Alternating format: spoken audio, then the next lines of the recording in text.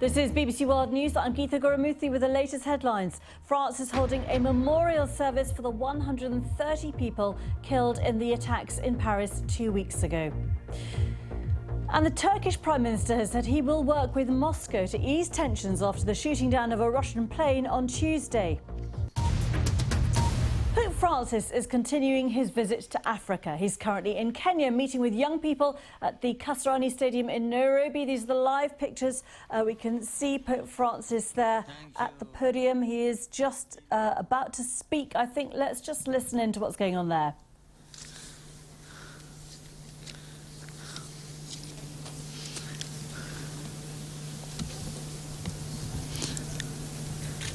Existe una pregunta en la base de todas las preguntas que me hicieron Lynette y Manuel. I asked myself something on the basis of all the questions that were asked by Lynette and Manuel. ¿Por qué suceden las divisiones, las peleas, las guerras? Just starting to speak there in Italian, being translated, of course. Ansoy is in the stadium too. And just tell us what's been happening so far on this trip.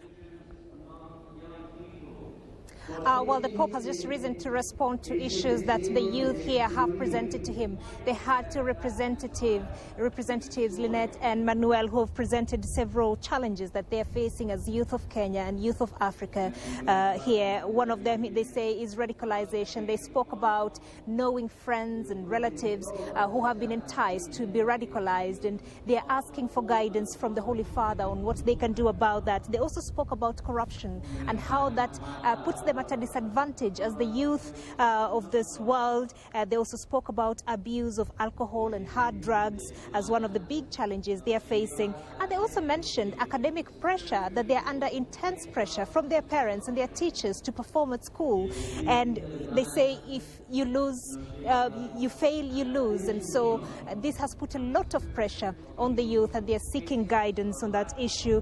They spoke of climate change and the issue of social media and how they can use it as youth, because many of them are using social media, how they can use it to improve their lives. And finally, they spoke about diversity. Here in Kenya, tribalism has been an issue, and they're seeking guidance on how they, as the youth, can move away from tribalism and embrace diversity and appreciate one another. So that is what Pope Francis is now addressing. We can see the stadium is packed behind you, and just sum up the mood of his visit and how people have responded to actually seeing him there. They have been very excited. We have been here through the morning. The youth started arriving very early in the morning. We saw long queues of people getting in here. This is a stadium that has a capacity of 60,000 people, and I can see it's at least three-quarters full.